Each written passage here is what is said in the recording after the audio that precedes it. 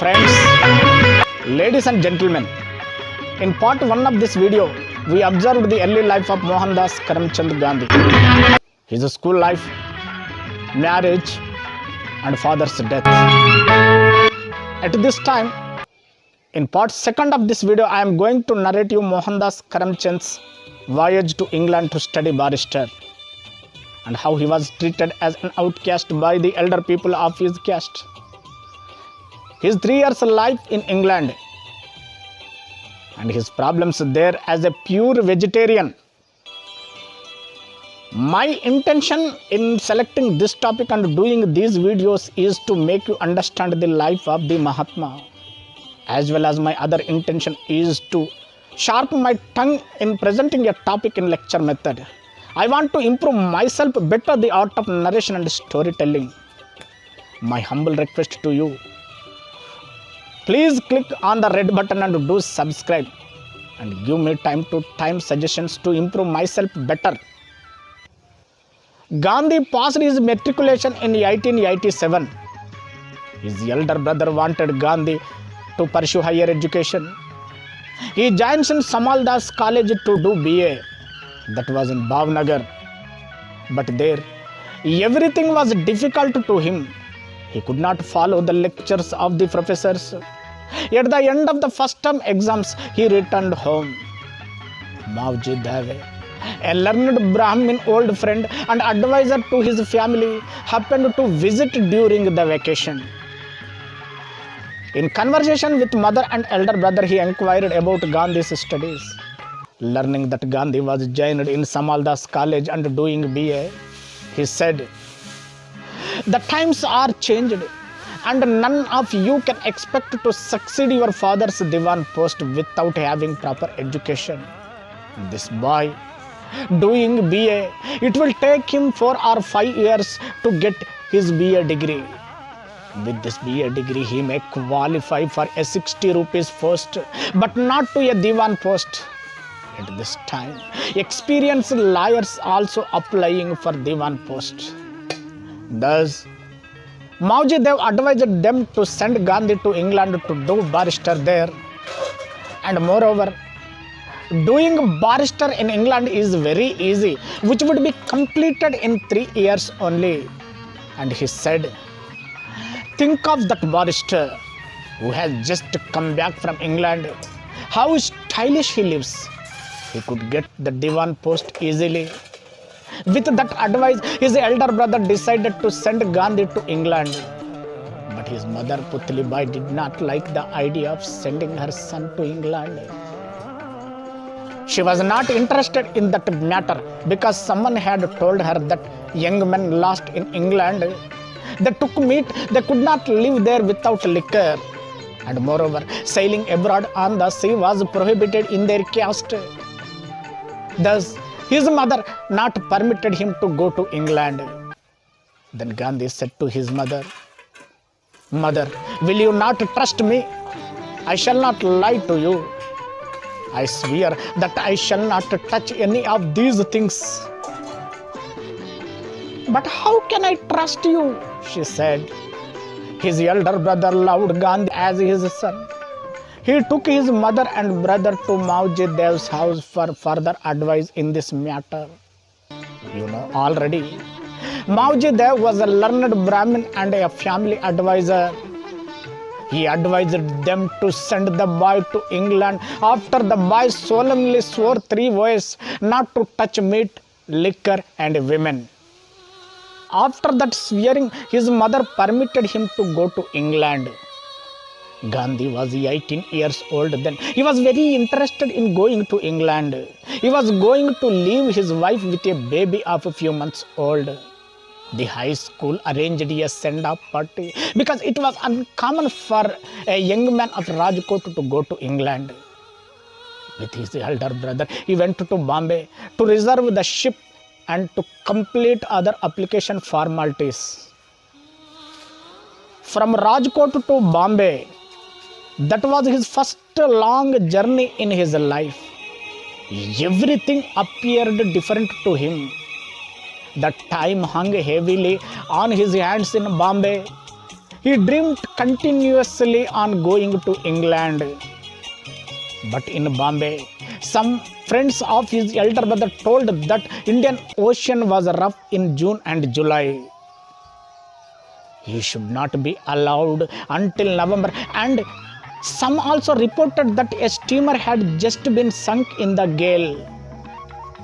This made his brother uneasy and he refused to take the risk. After the completion of application formalities, they returned home. Meanwhile, their caste people were agitated over his going abroad. No one in that Banya caste had been to England up to then. Sailing abroad on the ship was prohibited in their caste. A general meeting of the caste was called. Several elders in the Banya caste were gathered and the boy was summoned to appear before them.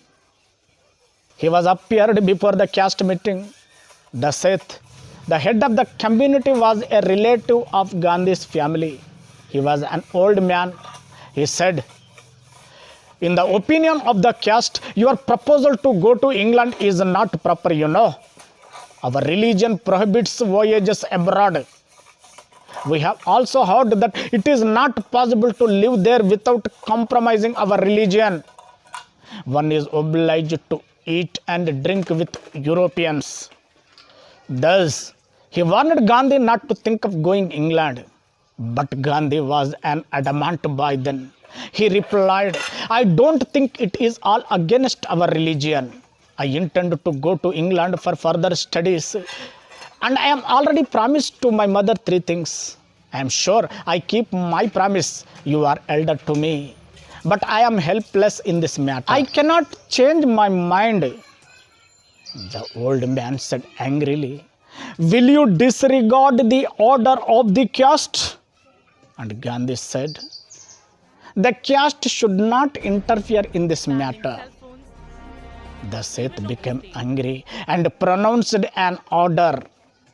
"This boy shall be treated as an outcast from today. Whoever helps him or goes to see him at the dock shall be punishable with a fine of 1 rupee and 4 annas." That was the order of his caste headman. The order had no effect on Gandhi. He took leave. And moreover, the incident made him more anxious to go to England. He asked his brother-in-law to give money, but he refused because of this order. Some friends gave him some money and clothes. A berth in the ship was reserved by his friends. The berth was beside the berth of the Junagadh Vakil, an experienced old lawyer. Then Gandhi was 18 years old, leaving his wife with a baby. He sailed from Bombay on 4th September. All the passengers in the ship were speaking English, but he was shy and unaccustomed in speaking English. He had to frame every sentence in mind before speaking. This was very critical to him. The Junagadh Vakil told him the lawyers should have a long tongue. He advised Gandhi to take every possible opportunity to talk English, not to mind making mistakes. And moreover, mistakes are obviously unavoidable in a foreign tongue. He did not feel seasick in the ship. An Englishman, fellow passenger, said, "It is so cold in England, and one cannot possibly live without eating meat and taking alcohol." He said, "No one is there without eating meat in England. You must eat or you cannot live." Gandhi said to him, "Thank you, friend, for your kind advice, but I have solemnly promised to my mother not to touch meat, and therefore I cannot think of it. If it is found impossible to get me without it, I will rather go back to India than to eat meat." His daily bath with the sea water developed his skin ringworm. As the soap was not soluble in the water, his skin would become greasy. However, at last, the ship reached Southampton on a Sunday. He wore the black suit and white flannel, which having been kept especially for wearing when he landed. That suit was given by his friends. Someone advised him to stay at the Victoria Hotel as it was Sunday. He wired to Dr. Mehta, an introducer in Southampton. He stayed in the Victoria Hotel on that day. It was very expensive to him. The expense of one day would be the expenditure of 1 month if he stayed in a private room. Dr. Mehta met him at 8 o'clock in the same evening. Dr. Mehta took him to his room and gave him a heartful welcome. He smiled at Gandhi's black suit and white flannel. As they were talking, Gandhi picked up the top hat of Mehta, trying to see how smooth it was. Dr. Mehta looked somewhat angry. That incident was a warning to Gandhi. This was his first lesson by Mehta in European etiquette. He said, "Don't touch other people's things. Do not ask questions as we usually do in India on first acquaintance. Do not talk loudly. Never address people as sir, like speaking to them as we do in India. Only servants and subordinates address their masters in that way." And so on and so forth. He also told him that it was very expensive to live in a hotel, and he recommended that he should live in a private family. He changed a new room. He changed to a new room. He was very uneasy even in new rooms. Mother's love always haunted him. He would continuously think of home and country.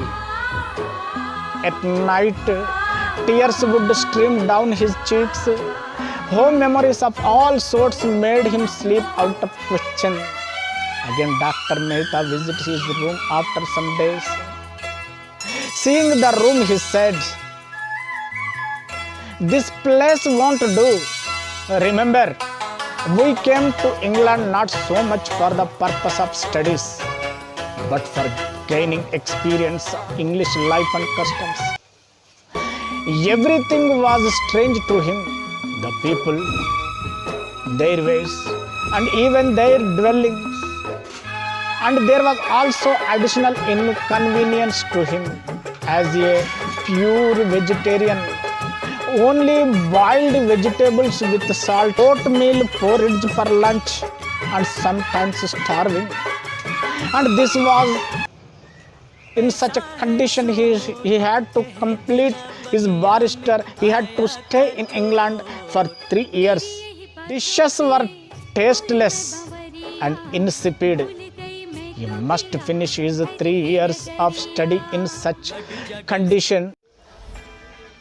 As a student, he was living in a family room. Usually in a family room, the lady of the house serves food and collects money on weekly basis. He felt that this family room was expensive. Instead of living any longer in this family room, he decided to change to another single room. He liked self-cooking in that room. And moreover, he needed to move from place to place according to the work he had to do.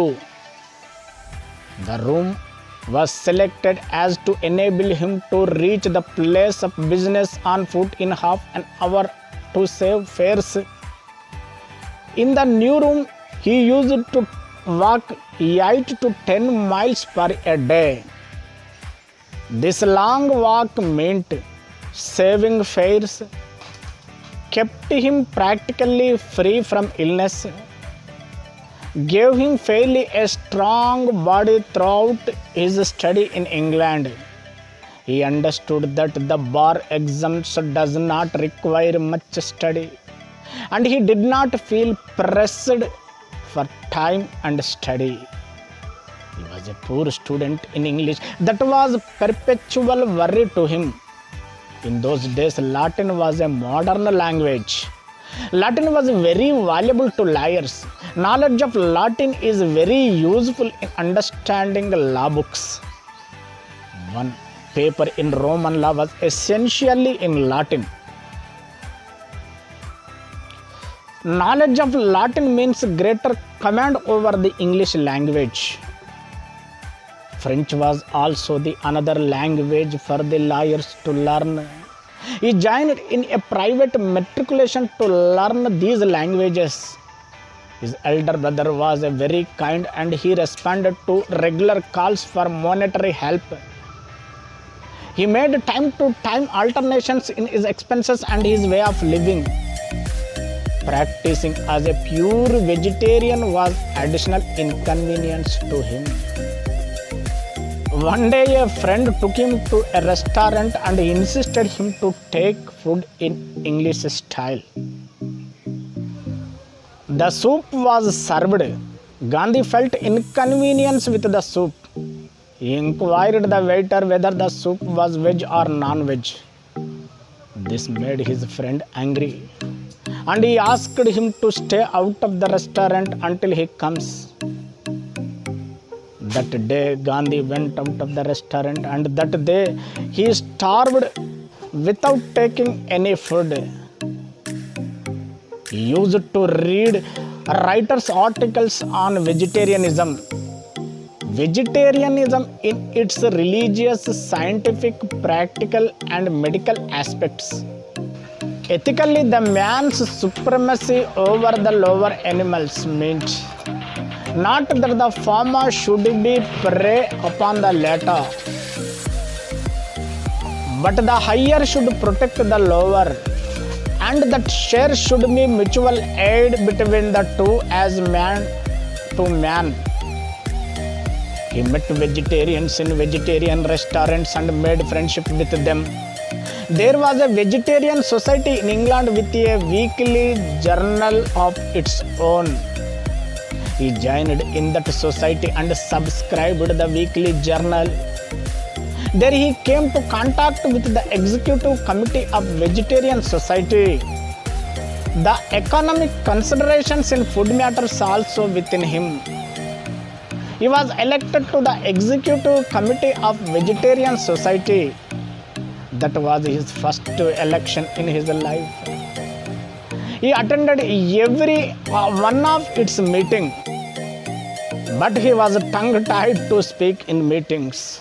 Dr. Oldfield, one of the members, told Gandhi, "You talk to me quite all right, but why is it that you never open your lips at committee meetings?" he said. There was also a shyness in him. A man of few words will readily be thoughtless in his speech. He will measure every word. We find so many people impatient to talk. His shyness helped him to learn from others. His last effort to make public speech in England was on the eve of his departure home. But this time too he was scarcely succeeded.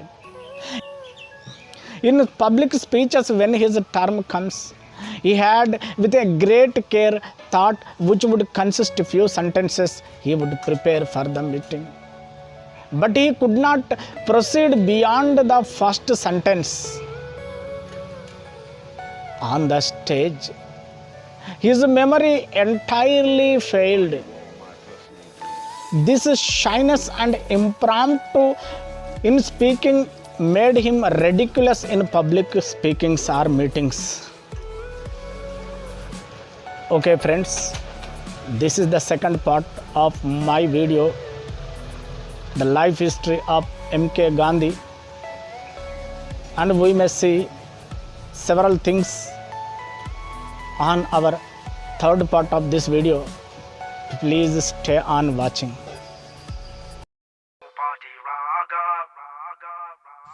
Do you know who is Gandhi? How he became the Mahatma?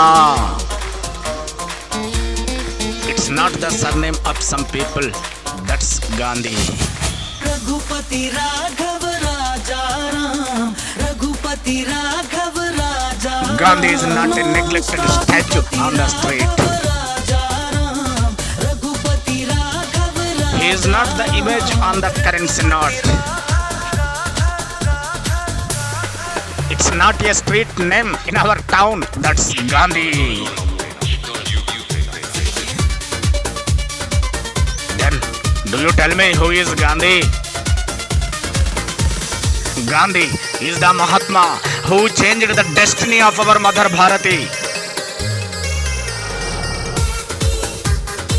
Who melted the hard hearts with simplicity, truth and non-violence. Raghupati Raghav Who involved the mass Indians in the freedom movement that collapsed British monarchy. Raja